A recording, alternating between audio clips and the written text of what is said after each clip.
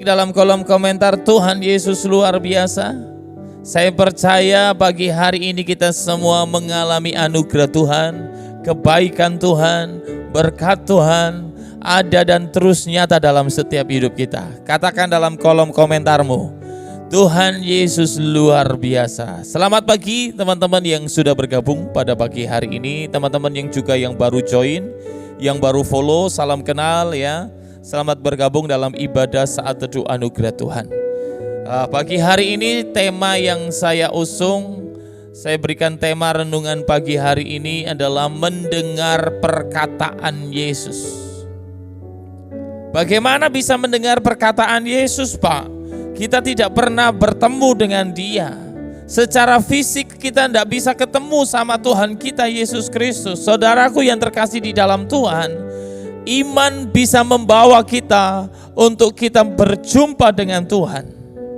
Karena firman Tuhan katakan tanpa iman tidak seorang pun bisa melihat Tuhan. Tapi dengan iman kita akan berjumpa dengan Tuhan kita. Karena Tuhan yang kita sembah adalah Tuhan yang tidak pernah tinggalkan saya dan saudara. Amin. Dengan iman kita akan berjumpa dengan Tuhan. Dengan iman kita akan merasakan hadirat-Nya. Dengan iman kita akan menikmati apa yang Tuhan kerjakan, yaitu mukjizat-Nya, keajaiban-Nya, karya-Nya nyata dalam hidup kita. Dan kita pasti mendengar perkataan Yesus. Yang selalu nyata dalam hidup kita adalah melalui firman Tuhan. Ya, seperti pagi hari ini. Pagi hari ini adalah perkataan Yesus yang disampaikan melalui hamba-Nya. Amin. Pagi hari ini kita siap mendengar perkataan Yesus. Amin. Kita semua pasti siap diberkati pagi hari ini. Kita akan buka di dalam Mazmur 85 ayat yang ke-9. Di dalam Mazmur 85 ayat yang ke-9. Di sini dikatakan sebagai ayat pembuka, kita akan baca sama-sama ya. Saya sudah tayangkan di slide ya, teman-teman bisa baca di atas saya ini ya. Ada ayat, kita akan baca sama-sama dan kita aminkan sama-sama ya, sebagai ayat pembuka pagi hari ini. Mazmur 85 ayat yang ke-9 dikatakan 1, 2, 3. Aku mau mendengar apa yang hendak difirmankan Allah. Tuhan, bukankah Ia hendak berbicara tentang damai kepada umat-Nya dan kepada orang-orang yang dikasihi-Nya, supaya jangan mereka kembali kepada kebodohan? Amin.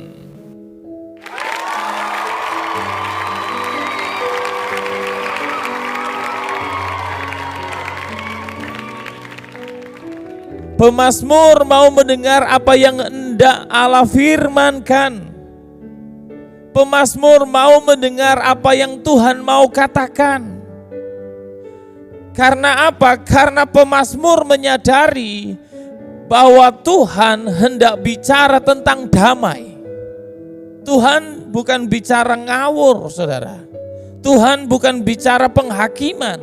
Tapi Tuhan bicara tentang apa? Tentang damai kepada saya dan saudara sebagai umat-Nya. Tuhan tidak bicara penghukuman, karena Tuhan datang untuk melayani saya dan saudara, supaya saya dan saudara tidak berada di bawah kutuk, tapi kita berada di dalam damai sejahtera, hidup di dalam kasih-Nya. Saudara, Tuhan mau bicara sama saya dan saudara. Tuhan mau mengatakan sesuatu yang indah buat setiap kita, yaitu damai kepada umat-Nya. Bukan kepada dunia, saudara, tapi kepada umat-Nya, orang-orang yang percaya kepadanya, kepada orang yang apa? Dikasihinya. Kita ini umat yang dikasihi. Kita ini umat yang disayangi. Makanya ada pujian mengatakan, sayang, sayang, disayang, aku disayang Tuhan, Aku diangkat jadi anaknya, aku disayang Tuhan. Saudara, kalau kita sama orang tua atau kita orang tua sama anak, kalau kita sayang anak, ya, orang tua akan sering bicara sama anaknya, betul enggak? Orang tua enggak akan diem aja. Orang tua yang sayang anak akan setiap hari menegur anaknya, setiap hari mengingatkan anaknya, setiap hari memberikan motivasi buat anaknya, setiap hari dia akan mengingatkan, oh ayo belajar, ayo kita menjaga perilaku, jangan sampai sama seperti dunia, betul enggak teman-teman? Orang tua yang sayang anaknya, orang tua enggak diem. Orang tua akan selalu bicara mengingatkan anaknya. Sama seperti Tuhan, dia itu bicara tentang damai, supaya saya dan saudara umatnya bukan di dalam bencana, bukan di dalam masalah, tapi kita hidup damai meskipun kita berada di dalam masalah. Loh ini loh kerennya Tuhan itu. Loh ini loh luar biasanya Tuhan. Dia itu memperhatikan setiap kita. Dia mau bicara tentang damai kepada saya dan saudara. Kepada orang-orang yang dikasihinya. Supaya apa? Jangan saya, jangan kamu, supaya kita semua jangan kembali kepada kebodohan. Karena dunia sekarang sedang berjalan dalam kebodohan. Betul? Hari-hari ini, dunia ini sedang berjalan di dalam kebodohan. Ya, sudah punya suami, tapi suka sama suami lain, sama suaminya orang. Nah, itu kan kebodohan. Bener enggak? Ya, sudah punya istri, tapi suka istri orang. Lah itu kan kebodohan, saudara. Nah, Tuhan mau bicara supaya kita umatnya jangan kembali kepada kebodohan. Ya, sudah punya kerjaan, sudah punya berkat, Tuhan memberkati setiap kita setiap hari. Tuhan menyediakan berkatnya untuk saya. Tapi kita seringkali serakah. Kerja enggak jujur, suka bohong, korupsi. Nah ini kan kebodohan. Tuhan mau bicara untuk kita tentang damai kepada orang-orang yang dikasihinya. Supaya saya dan saudara jangan menjadi orang bodoh. Tapi saya dan saudara supaya kita menjadi anak-anak Allah yang menikmati anugerahnya, menikmati kasihnya, menikmati kebaikannya. Karena Tuhan mau lakukan yang terbaik buat setiap kita. Sama seperti kalau kita orang tua, mau lakukan yang terbaik untuk anak kita. Betul enggak? Kalau kita orang tua enggak lakukan yang terbaik buat anaknya, saya rasa orang tua itu lagi sakit. Bener enggak? Ya, orang tua akan rela lakukan apapun yang terbaik buat anaknya. Karena pasti orang tua sayang sama anaknya. Apalagi Bapak kita yang di sorga, Bapak kita pemilik segalanya, Dia mau memberi yang terbaik buat saya dan saudara. Oleh sebab itu Dia berbicara tentang damai kepada kita supaya kita jangan menjadi orang-orang yang bodoh. Mengapa Tuhan menciptakan manusia dengan 2 telinga dan 1 mulut?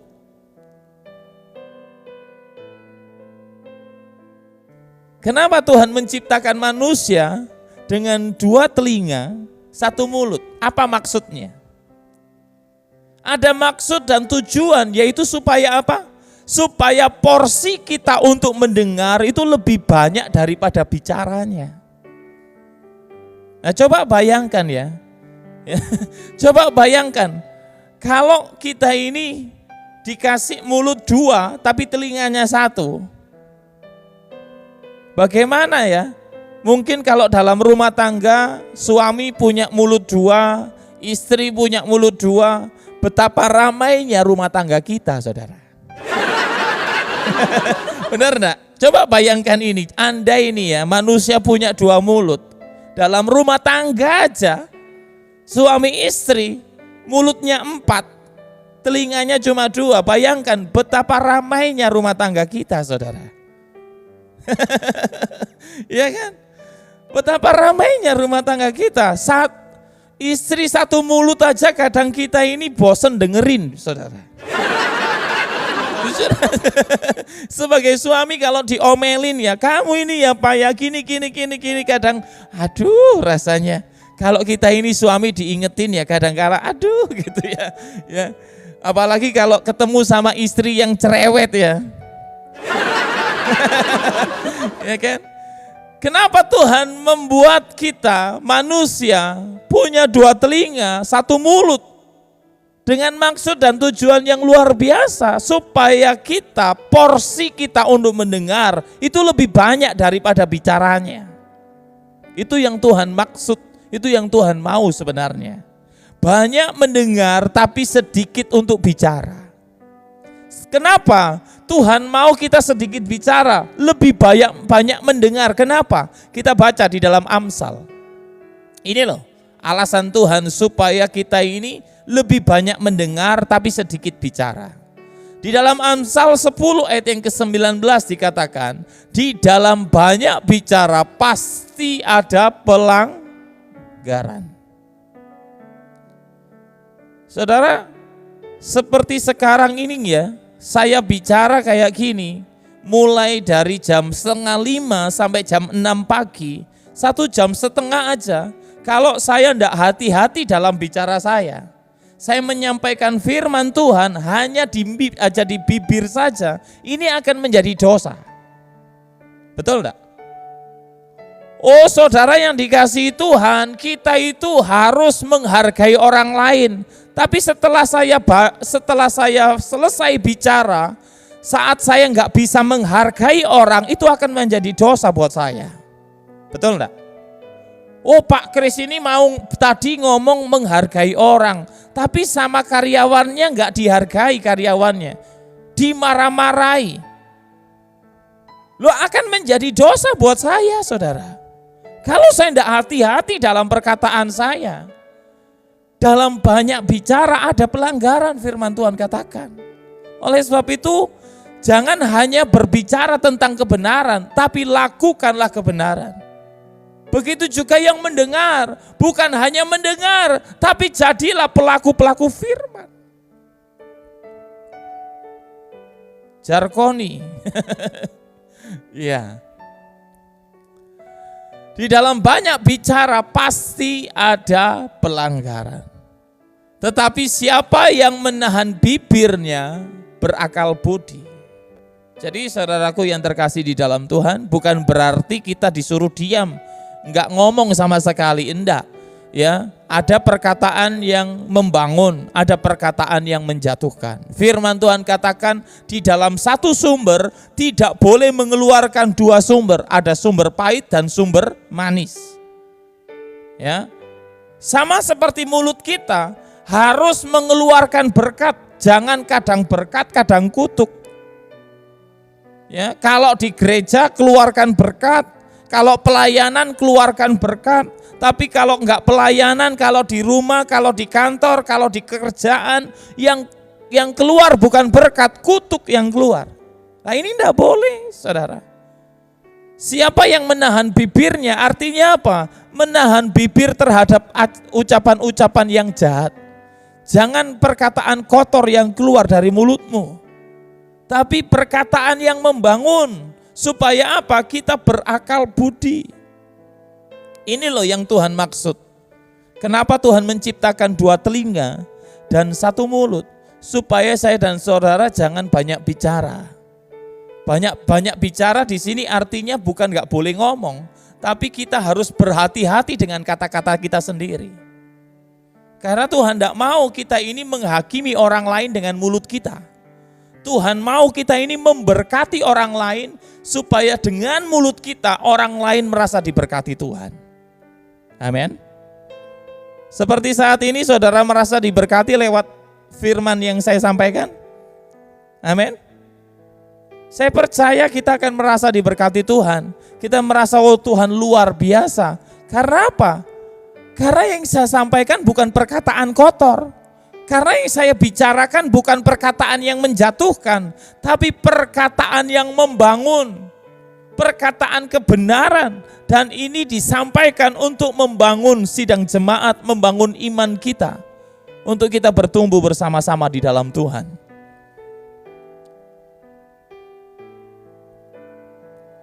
Di zaman sekarang ini banyak orang lebih banyak bicara, teman-teman.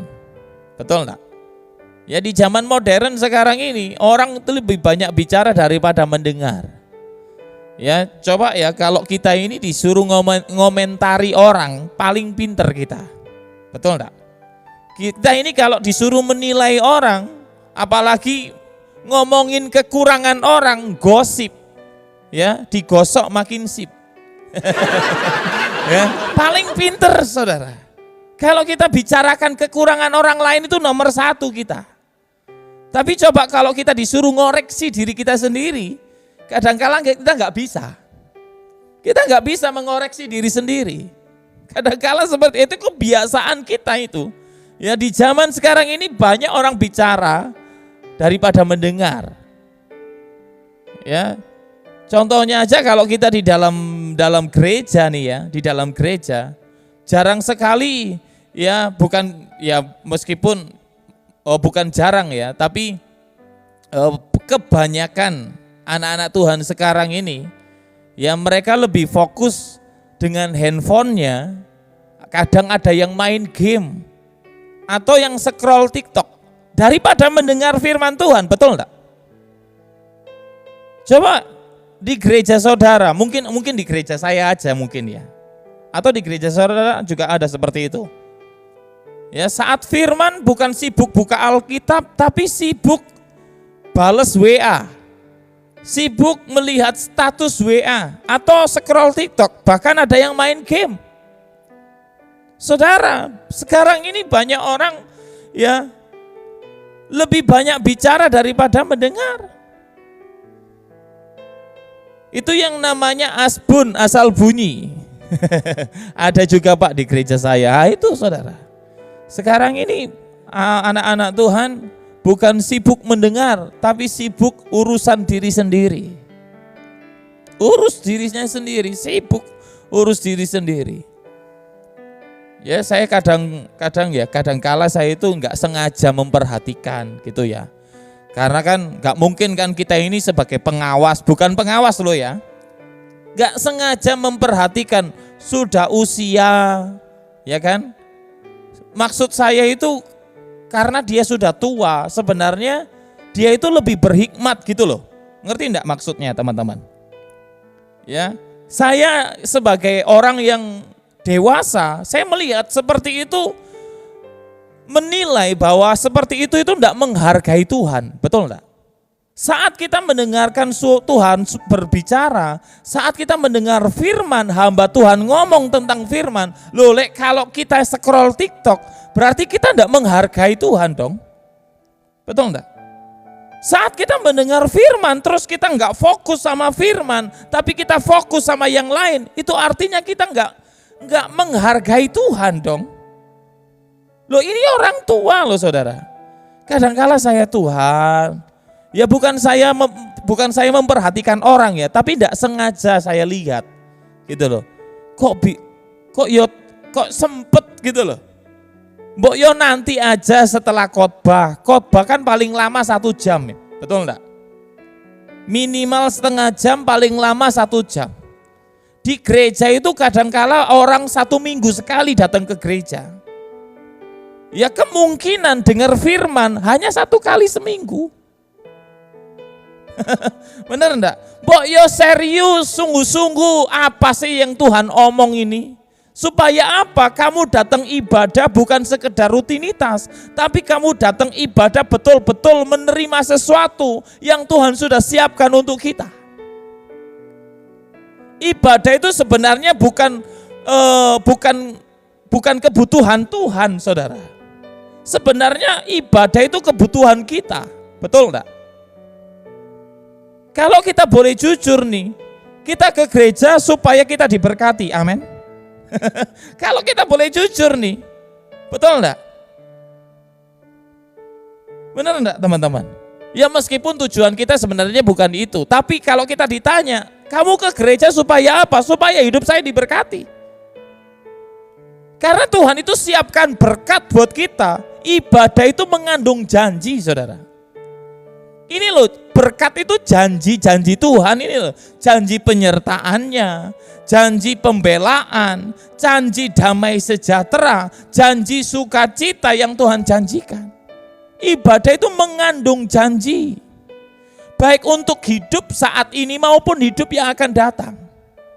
Jadi kalau kita ibadah, betul-betul ibadah.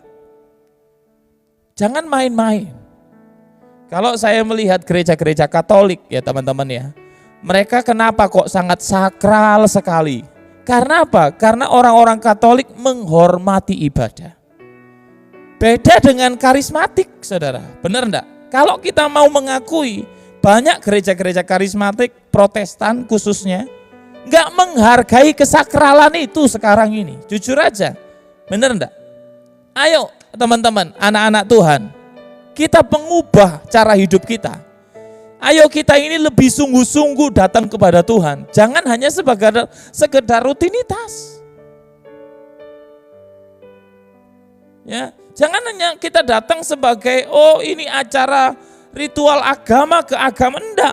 Tapi itu betul-betul kita ini datang sama Tuhan. Amin.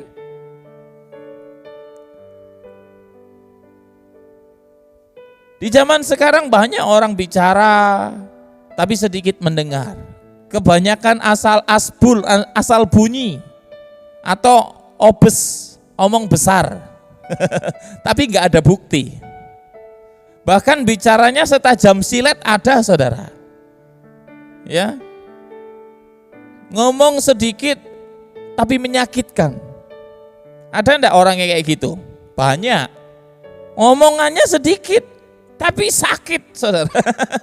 Yang jarang ngomong, jarang bicara, tapi sekali bicara menyakitkan orang lain. Oh, ada orang kayak gitu. Suka menjelek-jelekkan orang. Suka apa? Menghakimi orang. Suka menyakiti hati orang lain. Kita baca ayatnya ini loh, Amsal 18. Di dalam Amsal 18 ayat yang ke-20 sampai 21 dikatakan di sini, berhati-hatilah. Ya, ini saya kasih merah karena apa? Ini adalah satu yang harus kita perhatikan untuk kita lebih berhati-hati. Berhati-hatilah, perut orang dikenyangkan oleh hasil mulutnya. Ia dikenyangkan oleh hasil bibirnya. Hidup dan mati dikuasai lidah. Siapa suka menggemakannya akan memakan buahnya. Kalau mulutmu suka menghakimi, kalau mulutmu suka menjelek-jelekkan orang, kalau mulutmu suka menyakiti hati orang, kamu akan memakan buahnya. Kira-kira orang yang mulutnya jahat, buahnya baik enggak? Gak bakal baik, saudara. Coba lihat orang-orang yang mulutnya jahat, yang mulutnya kotor, yang sering kali menyakiti hati orang lain. Lihat hidupnya, diberkati enggak? Enggak. Hidupnya gitu-gitu aja, saudara. Justru orang yang biasanya disakiti lebih baik hidupnya. Bener enggak? Justru orang yang sering kali dijelek-jelekkan, dihakimi, orang yang merasa terzolimi akan lebih baik hidupnya daripada orang yang suka ngomongin orang. Benar enggak? Ini loh, Tuhan itu mau kita berhati-hati. Karena perut orang akan dikenyangkan oleh hasil mulutnya sendiri. Bukan kenyang karena sesuatu yang baik, tapi kenyang dengan sesuatu yang jahat itu enggak baik, saudara. Itu hasil dari apa? Hasil dari bibirnya sendiri. Hidup dan mati itu dikuasai lidah. Siapa suka menggemakannya, artinya apa? Mengulang-ulang perkataan kotor, mengulang-ulang hujatan, mengulang-ulang menghakimi orang, itu tidak baik. Kamu akan memakan buahnya sendiri. Karena apa yang ditabur orang akan dituai. Yang menuai bukan orang lain, ya kamu sendiri yang tanam. Benar enggak? Kalau kita punya lahan, ya seperti di depan rumah saya ada lahan. Ya, kalau saya tanami sesuatu, rambutan, atau saya tanam pohon salak di situ, Satu saat yang panen bukan tetangga saya, ya pasti saya yang tanam, betul enggak? Orang lain enggak akan menuai, tapi saya yang akan menuai. Karena ini lahan saya, gitu loh. Begitu juga sama kita di dalam kerohanian kita, di dalam mulut kita ini loh dikuasai, hidup dan mati dikuasai lidah. Kalau kita menanam yang bagus, perkataan yang membangun, perkataan yang berhikmat, memberkati banyak orang, saya percaya kamu akan memakan buahnya juga. Buahnya pasti manis, buahnya pasti baik. Amin. Karena yang kita tabur kebaikan. Tapi kalau kamu tabur yang jahat, kamu suka menyakiti orang, suka menghakimi orang, kamu tabur kekotoran, mulutmu kotor, saya percaya yang dituai juga kotor. Maksudnya bagaimana? Menikmati hasil dari yang dikatakan sendiri. Makanya ada orang ini gini, wow, mangan omongane dewe, betul enggak? Kalau orang Jawa biasanya, wow, mangan omongane dewe, mandi karo omongane dewe, kapok. Ya kadang orang itu suka nyumpahin orang, oh tak dungakno yo, hidupmu sengsara. Akhirnya sengsara sendiri dia. Bukan orang lain yang dikatakan sengsara yang sengsara, tapi dia yang mengatakan kepada orang lain justru kesengsaraan itu menimpa dirinya. Kalau orang Jawa katakan mandi karo omongane dewe. Oh tak dungakno kamu ya. Oh hidupmu sengsara, rumah tanggamu berantakan. Ternyata rumah tangga dia sendiri yang berantakan. Saya pernah saudara, pernah ya punya tetangga. Ya mulutmu harimaumu ya, betul ya Bunda Luis. Saya punya tetangga yang gak suka sama saya. Saya gak tahu apa salah saya gak tahu. Tapi dia sering ngomongin saya. Ya, yang saya ini punya istri dari pondokan tapi masuk Kristen lah. Saya ini diomongin gini-gini gitulah. Ternyata anaknya sendiri punya suami juga Kristen. Dia dari seberang ya, dari seberang. Dia tetangga ya, bukan orang anak Tuhan, bukan anak Tuhan, tapi sering ngomongin saya.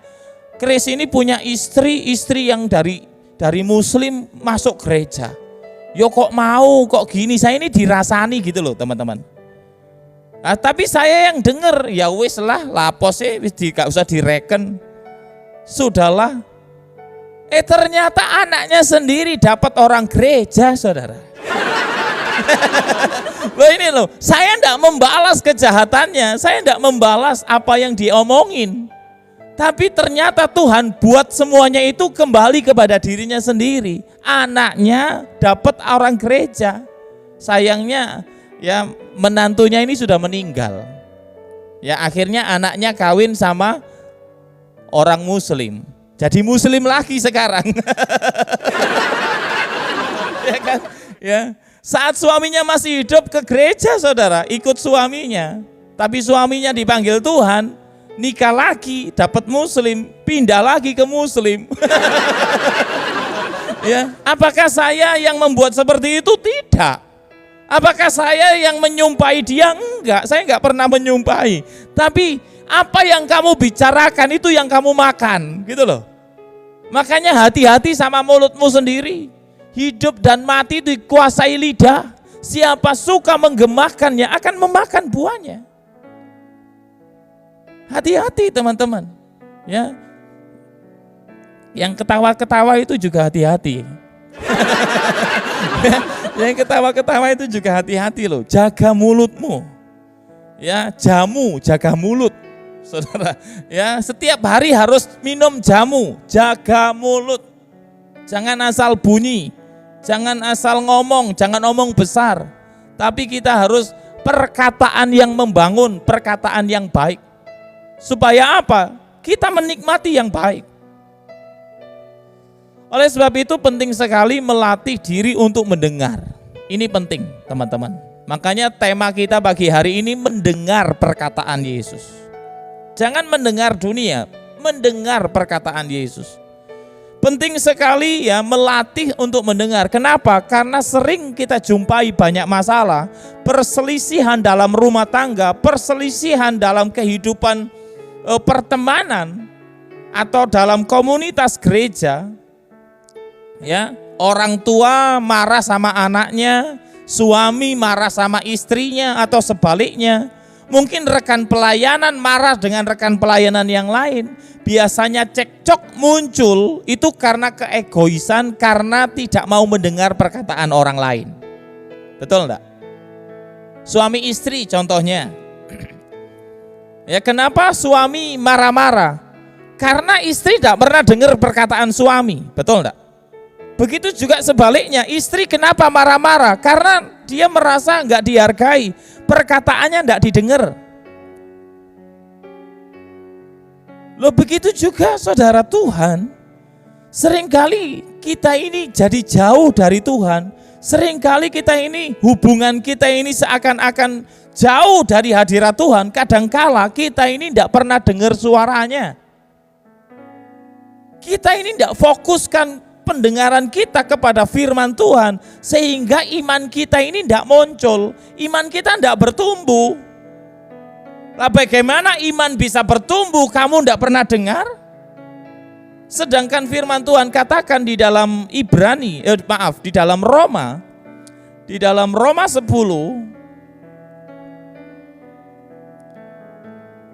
ayat yang ke-17 dikatakan, jadi iman timbul dari pendengaran, dan pendengaran apa? Oleh firman. Iman itu bisa timbul dari mendengar. Lah kamu tidak pernah dengar perkataan Tuhan, bagaimana kamu bisa mengerti isi hati Tuhan? Lah kamu jarang-jarang mendengar firman, bagaimana imanmu jadi kuat?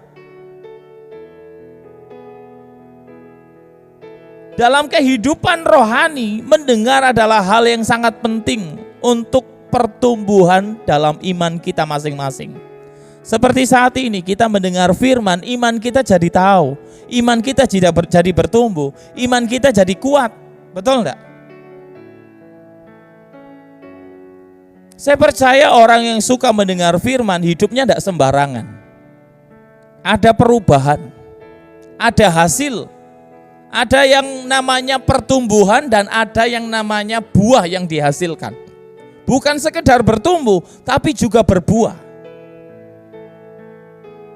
Ada yang sudah menghasilkan buah di sini, teman-teman? Pak, saya dulu itu suka marah-marah, Pak. Tapi sering sekarang ini saya mendengar khotbah dari Pak Kris, ya, sering ikut ibadahnya Pak Kris. Sekarang jarang-jarang marah-marah, tapi sekarang lebih mengasihi, lebih sabar. Itu buah, saudara. Saya seringkali tertampar dengan firman yang disampaikan oleh Pak Kris. Meskipun keras, tapi mengubah hidup saya. Betul enggak? Ada ya orang ya nggak mau ikut ibadah saya. Kenapa? Karena sakit hati dengan perkataan saya, saudara. Ada orang yang kayak gitu juga. Itu namanya orang bebal.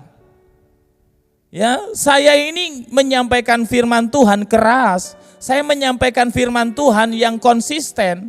Saya enggak mau, saudara, kompromi. Enggak mau.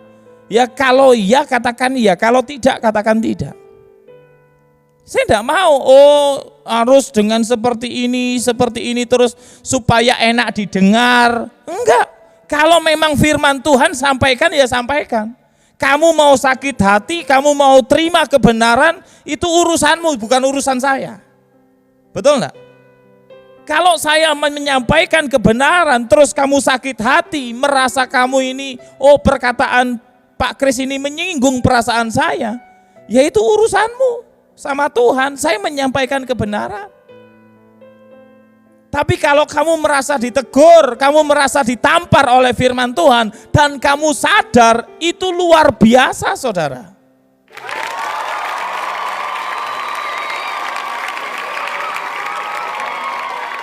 Karena tujuan firman dibicarakan, tujuan firman diutarakan, ya firman ini ngomong itu tujuannya untuk memperbaiki kelakuan.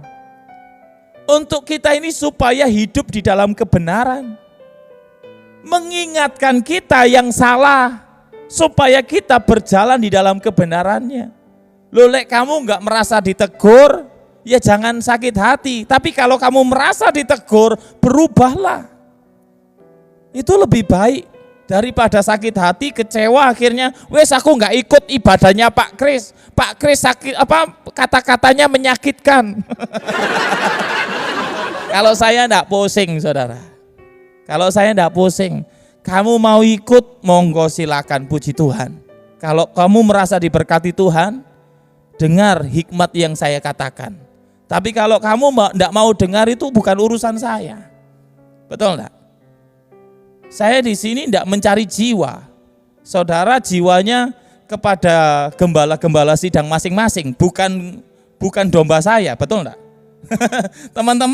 Teman-teman semuanya bukan domba saya. Saudara digembalakan oleh gembala sidang di tempat di gereja masing-masing. Ya, saya hanya menyampaikan kebenaran, saya hanya menyampaikan isi hati Tuhan. Loh, kalau isi hati Tuhan ini menyakitkan, berubahlah. Tujuannya adalah menegur, tujuannya adalah mengingatkan. Gitu loh. Ya, jangan justru malah sakit hati. Kamu tidak mau mendengar suara Tuhan, ini yang membuat kita itu jatuh di dalam persoalan. Untuk menjadi hamba-hamba yang taat dibutuhkan kepekaan dalam mendengar. Betul? Betul enggak teman-teman?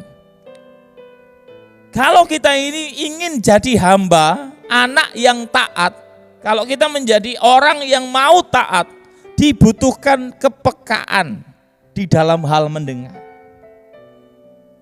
Coba kalau kita punya anak ya, kita panggil sekali, yes, papa ambilkan ballpoint yes di sana, tapi dia enggak dengar.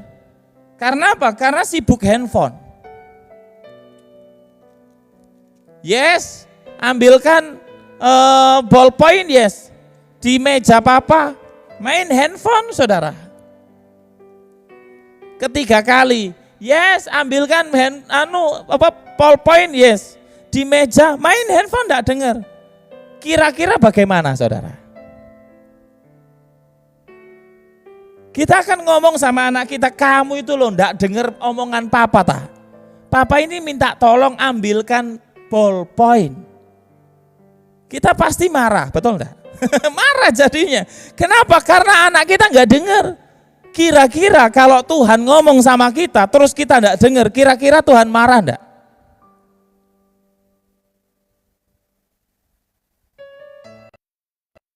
Kira-kira Tuhan jengkel enggak sama kita?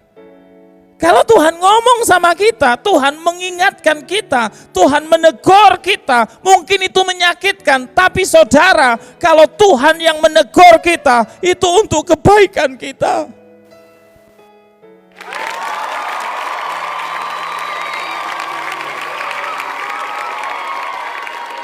Sama seperti kalau kita marah sama anak kita karena anak kita sibuk main handphone, tidak mendengarkan perkataan papanya. Mungkin kita marah, tapi marahnya papa ini untuk kebaikan anaknya. Betul enggak? Betul enggak teman-teman?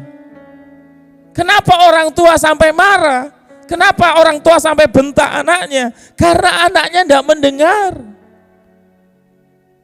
Begitu juga kalau kita sama Tuhan. Kira-kira kalau kita tidak mendengar perkataan Tuhan, kalau Tuhan ingatkan saya, ingatkan saudara, tegur kita, tegur saudara, terus saudara tidak mau dengar, kira-kira Tuhan jengkel enggak?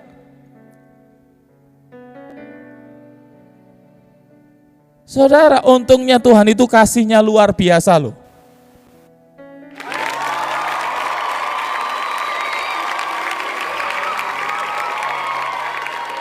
Untungnya Tuhan itu tidak pernah jengkel sama kita. Bayangkan kalau Tuhan itu jengkel sama saudara, jengkel sama saya, bisa-bisa kita ini dicobet, saudara. Dicobet kita. Mau dicobet sama Tuhan? Ojo pak, sakit pak nanti. Yo, dicobet titik ae nangis, saudara. Ya. Jangan tunggu dicobet, saudara. Sama seperti kalau kita sama anak sekali tidak dengar, dua kali tidak dengar, sekali lagi, 3 kali nggak dengar, lama-lama dicubit. Nangis saudara, jangan sampai tunggu dicubit Tuhan. Siapa di sini yang mau dicubit sama Tuhan? Ya, jangan pikir oh Tuhan itu mengasihi Pak, enggak pernah mencubit kita kok. Tuhan itu mengasihi, enggak pernah mengupul kita kok. Saudara, orang tua pukul anaknya bukan karena orang tua jahat. Orang tua kasih rotan sama anaknya untuk mendisiplinkan anaknya. Orang tua kasih kekerasan untuk anaknya bukan karena dia jahat, tapi untuk kebaikan masa depan anaknya. Begitu juga Tuhan. Tuhan akan koreksi hidupmu. Saat hidupmu tidak benar, Tuhan akan arahkan hidupmu. Mungkin kamu bisa nangis, mungkin kamu bisa teriak-teriak, berontak, tapi Tuhan paksa kamu supaya apa? Kita berjalan di dalam kehendaknya. Banyak orang sekarang ini tidak mau dengar. Banyak orang sekarang ini tidak mau perhatikan firman Tuhan, mengeraskan hati. Makanya banyak orang itu mengalami kegagalan, banyak orang mengalami kejatuhan, bukan karena Tuhan gak berkati. Perhatikan ini, bukan karena Tuhan tidak memberkati, tapi karena tidak mau dengar suara Tuhan. Betul enggak? Banyak orang gagal, banyak orang mengalami sengsara, bukan karena Tuhan gak bisa berkati, tapi karena dia tidak mau dengar suara Tuhan. Tuhan gak pernah diperhatikan, yang dia perhatikan hidupnya sendiri. Di gereja ngantuk, di gereja baca WA, di gereja sibuk sama hidupnya sendiri. Puji Tuhan gak sungguh-sungguh. Kapan kita ini memberikan yang terbaik untuk Tuhan kalau kita hanya menuntut yang baik dari Tuhan? Kapan kita bisa membawa persembahan yang hidup kepada Dia, sedangkan hidup kita sendiri, kita ini lagi menyenangkan daging kita sendiri. Yang bisa kita lakukan adalah mendengar perkataannya. Amin. Untuk menjadi hamba-hamba yang taat dibutuhkan kepekaan dalam mendengar. Dan kepekaan itu tidak datang begitu saja. Tetapi kepekaan itu harus kita latih, betul enggak? Kalau kamu enggak melatih kepekaanmu, kamu enggak akan bisa pekakan suara Tuhan. Bagaimana melatih kepekaan? Kita akan baca di dalam Yesaya. Yesaya 50 ayat yang ke-4b dan sampai yang ke-5. Yesaya 50 4b sampai yang ke-5 dikatakan, setiap pagi Ia mempertajam pendengaranku. Ya, Nabi Yesaya, dia itu setiap pagi dia mendengar suara Tuhan. Ia mempertajam pendengaranku untuk mendengar seperti seorang murid. Saudara, kalau seorang murid mendengar gurunya, dia perhatikan gurunya. Dia bicara apa? Dia tahu, dia mendengar, ini murid. Amin. Murid yang baik mendengarkan perkataan gurunya. Gurunya menjelaskan, dia dengar. Loh ini loh, Nabi Yesaya, dia itu setiap pagi mempertajam pendengarannya untuk mendengar seperti seorang murid.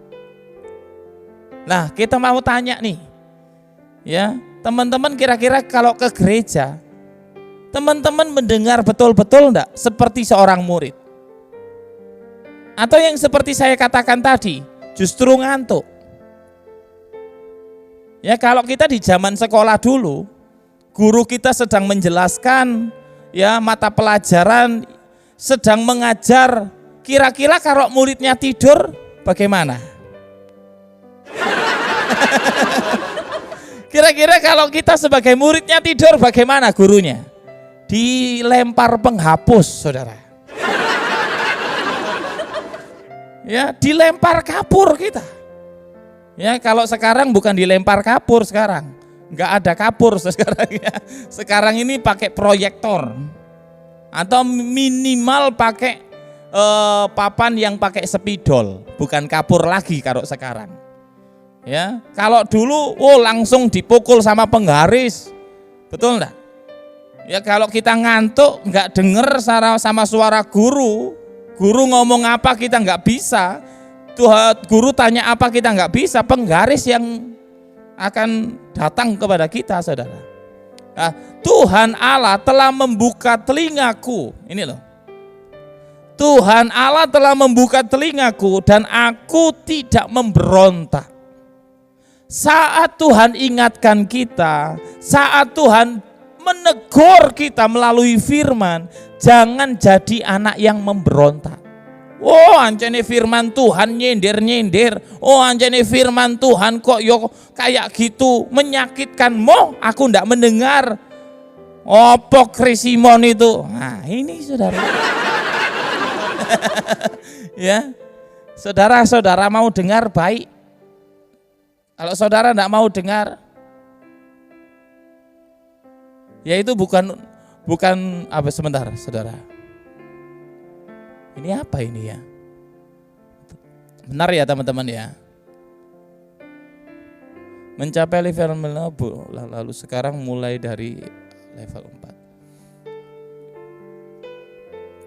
4. Sebentar teman-teman. Ini apa ya muncul gini ya?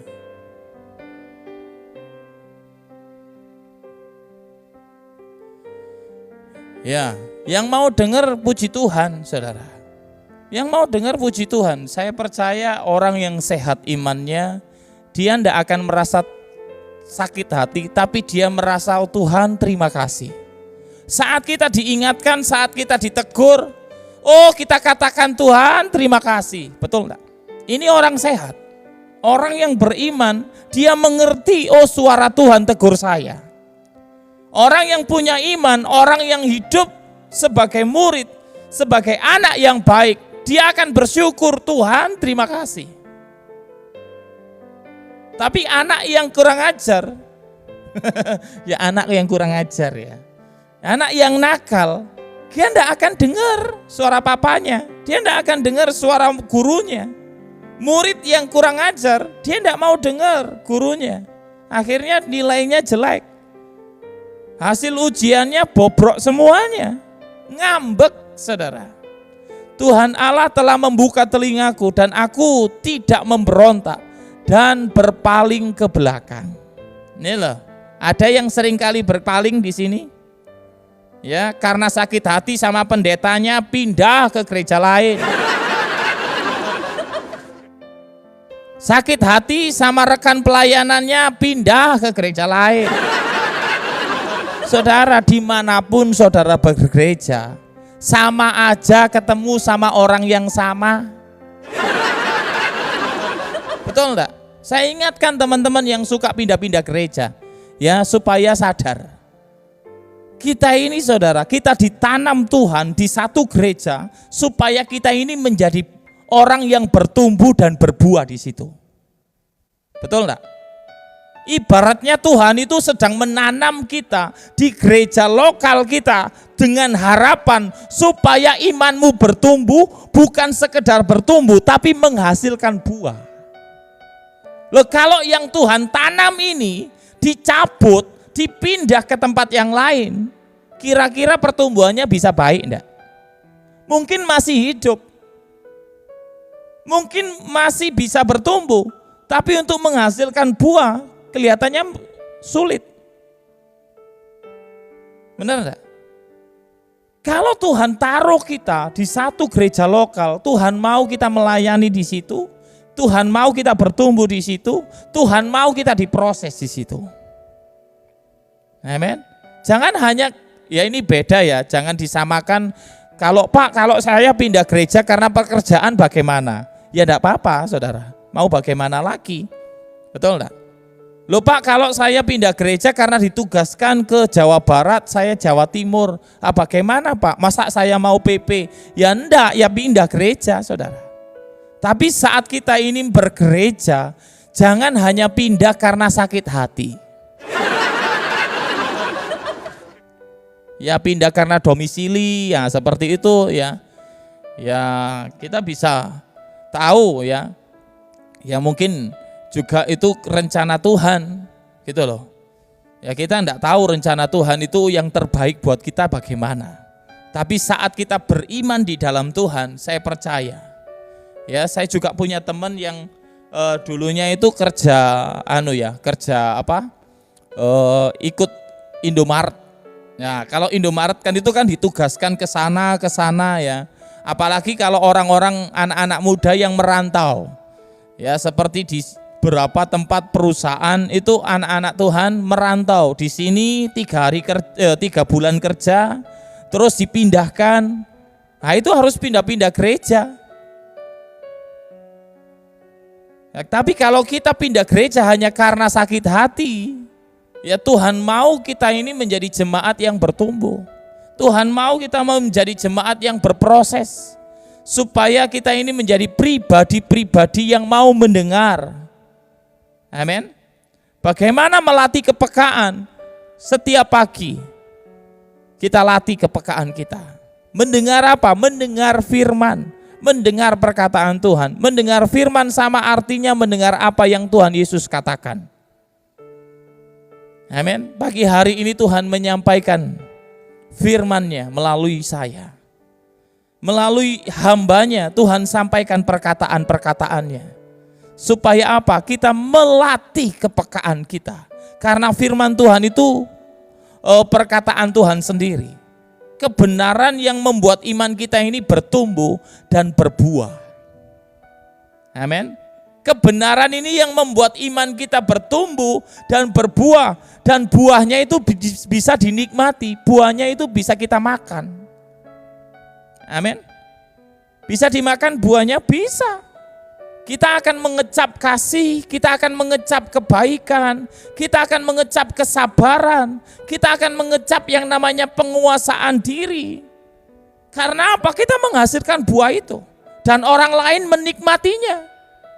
Bukan hanya kita saja, orang lain akan menikmati kasih kita, orang lain akan menikmati kesabaran kita, orang lain akan menikmati kerendahan hati kita, orang lain akan menikmati penguasaan diri kita. Wih, bagus ya anak-anak Tuhan itu luar biasa baik ya. Meskipun dijahati nggak membalas, orang lain bisa makan buahnya enggak? Bisa. Oh, meskipun gerejanya dikotori, disuruh bubar, orang-orang Kristen ini tetap memberkati ya. Orang Kristen nggak berontak ya. Orang-orang lain bisa nikmati enggak? Bisa. Seperti kemarin terjadi ya di rumah duka, sama Pak RT-nya disuruh bubar. Orang-orang Kristen enggak berontak, orang-orang Kristen enggak acungkan pedang untuk perang, enggak. Tapi anak-anak Tuhan tetap sabar. Orang lain bisa menikmati berkatnya enggak? Bisa. Orang lain bisa menikmati buah kesabarannya. Orang Kristen ternyata luar biasa. Loh ini loh saudara. Tuhan mau kita ini bertumbuh dan berbuah. Siapa bertelinga, hendaklah ia mendengar. Ini loh, Matius 13 ayat yang ke-9. Siapa bertelinga, kita semua bertelinga, amin. Siapa yang bertelinga, hendaklah ia mendengar. Mengapa kita harus mendengar perkataan Yesus? Mengapa kita harus mendengar perkataan Yesus? Karena Yesus adalah jalan keselamatan. Karena Yesuslah satu-satunya juru selamat kita. Ya, ada ungkapan banyak jalan menuju Roma. Benar enggak? Ada ungkapan mengatakan banyak jalan menuju Roma, tapi ini tidak berlaku untuk keselamatan manusia. Karena jalan kepada keselamatan kekal hanya satu, yaitu Tuhan Yesus Kristus.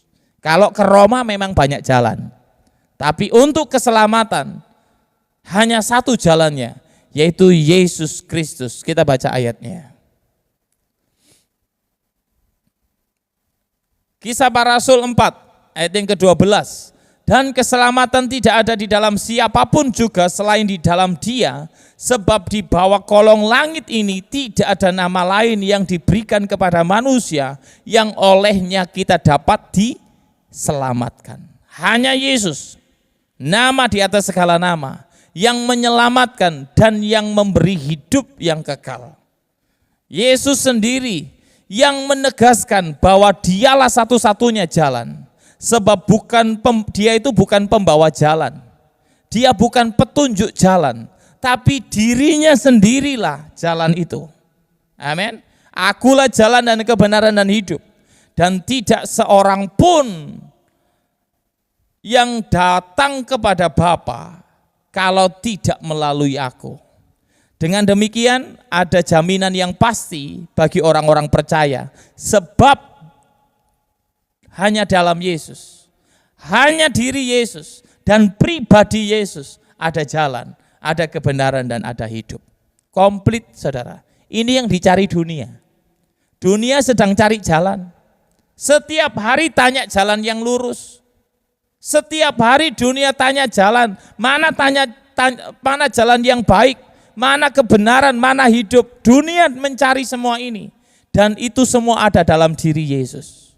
Dengan demikian ada jaminan pasti bagi orang percaya. Sebab dia sendiri mengatakan di dalam Yohanes 11 ayat yang ke-25. Sebagai ayat penutup ya teman-teman ya. Sebagai penutup pagi hari ini, kita baca di dalam Yohanes 11 ayat yang ke-25 sampai 26. Akulah kebangkitan dan hidup. Yesuslah kebangkitan, Yesuslah hidup itu. Barang siapa percaya kepadaku, kepada siapa? Kepada Yesus. Ia akan hidup walaupun ia sudah mati. Ini loh janjinya. Ini loh kebenarannya, orang yang mau mendengar perkataan Tuhan, dia akan bangkit dan hidup. Dan orang yang percaya kepada Tuhan dan mau mendengar suaranya, ia akan hidup walaupun ia sudah mati. Ada kebangkitan, ada kehidupan. Dan setiap orang yang hidup dan yang percaya kepadaku, orang yang hidup, setiap orang yang hidup yang mau mendengar firman Tuhan, percaya kepadanya, tidak akan mati selama-lamanya.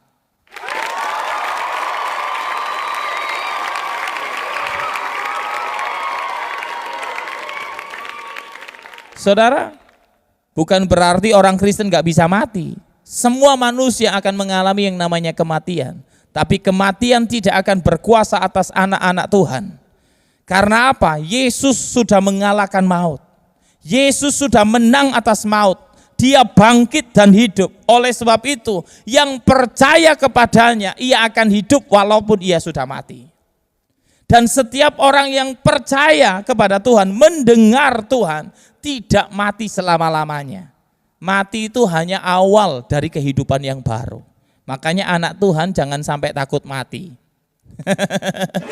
Ya, kalau ditanya takut mati, enggak saudara, bukan berarti kita pengen mati, enggak.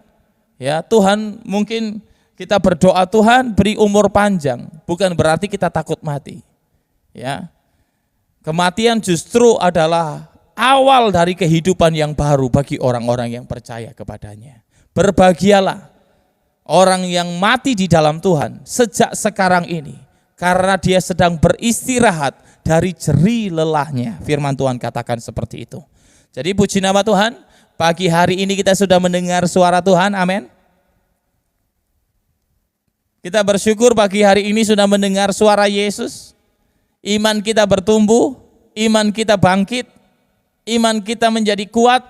Karena apa? Karena Tuhan yang membangun semuanya, Tuhan yang mengatakan semuanya. Kebenaran itu yang membebaskan setiap kita. Kebenaran itu yang memerdekakan saya dan saudara. Kita akan tutup dengan pujian ya teman-teman ya. Kita tutup dengan pujian dan kita akan tutup di dalam doa. Kemenangan terjadi di sini.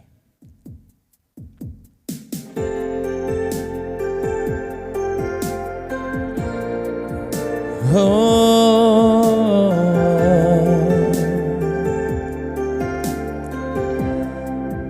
haleluya.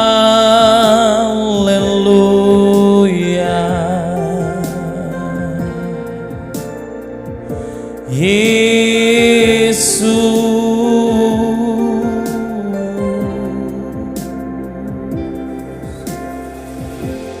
ku menyembah dalam kudus hadirat-Mu, hampiri tata kasih karuniamu Bapa. Katakan sama-sama, Engkaulah kekuatanku Tuhan, kekuatanku hanya dalam hadirat-Mu Yesusku. Hanya Kaulah segalanya. Dengan imanmu katakan, ku yakin Kau hadir di sini. Ku rasakan kuasa yang tak terbatas. Ku yakin Kau nyata di sini. Kemenangan terjadi di sini.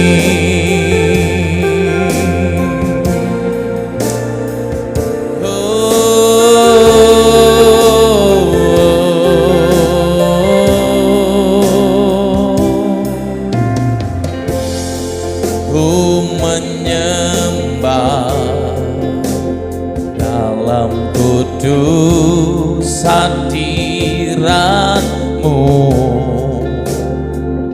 Hampiri tata kasih karuniamu Bapa.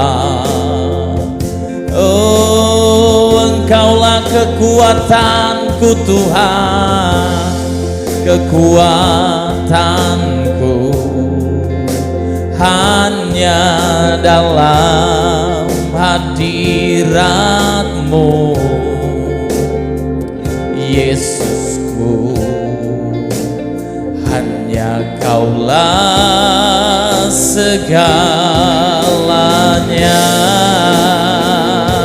Katakan sama-sama, Dia hadir di tempat ini. Ku yakin Kau hadir di sini. Hadir dalam hidupmu, hadir dalam hatimu. Tak terbatas, ku yakin Kau hadir di sini. Kemenangan terjadi di sini. Amin. Segenap jiwaku memuji-Mu. Sungguh besar Kau Yesusku. Segenap hatiku menyembah-Mu. Kau besar, Kau besar, Kau besar, Kau besar.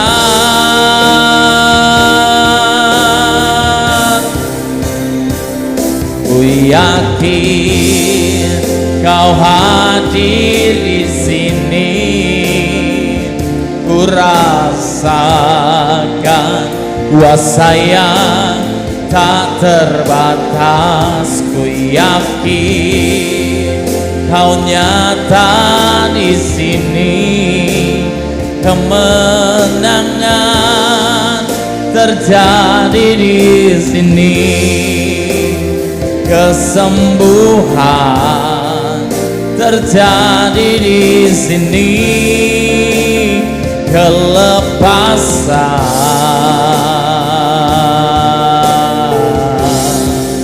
terjadi di sini.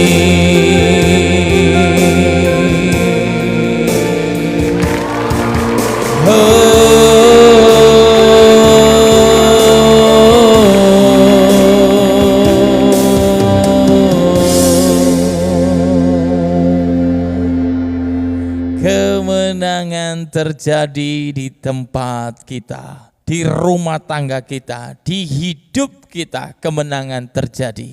Teman-teman yang tanya judulnya adalah kemenangan terjadi di sini. Ya, ini pujian luar biasa.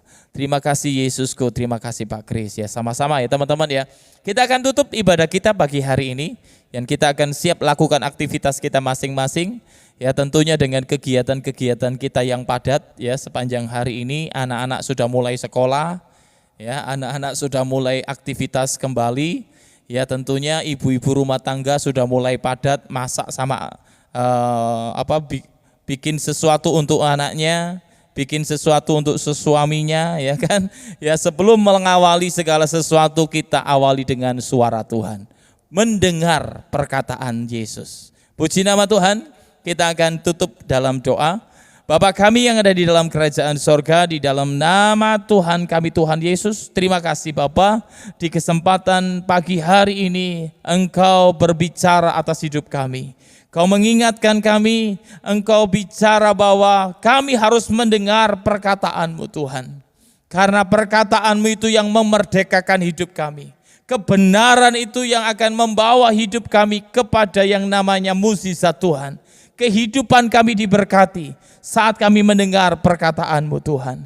Kami percaya iman kami bertumbuh, iman kami berbuah, hidup kami menghasilkan karena kami mendengar suara-Mu Tuhan. Kami percaya pagi hari ini kami sudah menerima yang baik, menerima yang baik, menerima yang baik. Rumah tangga kami diberkati, istri, suami, anak-anak, keluarga, rumah tangga kami dipelihara Tuhan. Dalam nama Tuhan Yesus. Pagi hari ini Tuhan, sementara kami akan lakukan aktivitas kami masing-masing. Dalam segala kegiatan, apapun yang akan kami kerjakan. Tuhan, kami tahu bahwa Engkau Allah yang turut campur tangan, ikut bekerja dalam segala hal untuk mendatangkan kebaikan dalam hidup kami. Kami percaya hidup kami disertai. Suami kami disertai, istri kami disertai, anak-anak kami disertai Tuhan. Sehingga keberhasilan, kesuksesan, berkat Tuhan terjadi atas rumah tangga kami dalam nama Tuhan Yesus. Keadaan dunia sulit, keadaan ekonomi tidak menentu, tapi berkat Tuhan tidak terpengaruh oleh semua itu. Berkat Tuhan tetap menjadi bagian kami. Kami terima berkat-Mu pagi hari ini. Kami terima Tuhan, hadirat Tuhan dalam hidup kami. Perkataan Tuhan memberkati rumah tangga kami. Perkataan Tuhan memberkati anak-anak kami. Perkataan Tuhan memberkati iman kami. Terima kasih Bapa, terima kasih Yesus, terima kasih. Bapa, bagi hari ini kami percaya firman-Mu termeterai dalam hidup kami. Biar firman ini yang menjadi terang dan menjadi pelita buat kaki kami. Kemanapun kami melangkah, di situ ada Tuhan, penyertaan-Mu sempurna dalam hidup kami. Terima kasih Bapa, terima kasih. Tuhan, sementara kami akan lakukan aktivitas, kami yang akan buka toko, kami yang akan buka warung, kami yang akan bekerja di perusahaan, kami sebagai pengusaha, kami sebagai karyawan, kami yang akan melakukan kegiatan-kegiatan pekerjaan kami, online maupun offline. Kami berdoa Tuhan buat semuanya berhasil. Dalam nama Yesus, berkat Tuhan mengalir atas usaha kami. Terima kasih Bapak, terima kasih. Kami berdoa juga untuk bangsa Indonesia, Bapak Presiden, Wakil Presiden, dan semua pemerintah-pemerintah yang ada. Tuhan memberkati. Taruh roh takut akan Tuhan. Biar kepemimpinan bangsa kami, Tuhan kendalikan semuanya dalam nama Tuhan Yesus. Indonesia penuh dengan kemuliaan-Mu Tuhan. Indonesia dipulihkan, ekonomi Indonesia dipulihkan, pemerintahan dipulihkan. Masyarakat semuanya diberkati Tuhan dalam nama Tuhan Yesus. Terima kasih Bapa, terima kasih Tuhan, terima kasih. Segala puji, segala hormat, kemuliaan hanya bagi nama-Mu Tuhan. Dalam nama Tuhan Yesus Kristus kami landaskan doa syukur kami pagi hari ini. Kami tutup ibadah kami awali aktivitas kami. Haleluya. Yang percaya katakan dengan iman sama-sama. Amin. Puji nama Tuhan. Terima kasih ya teman-teman yang sudah membantu tap-tap layar, teman-teman yang sudah membantu share, posting ulang. Terima kasih, Tuhan Yesus kembalikan berkat yang berkelimpahan. Ya teman-teman yang sudah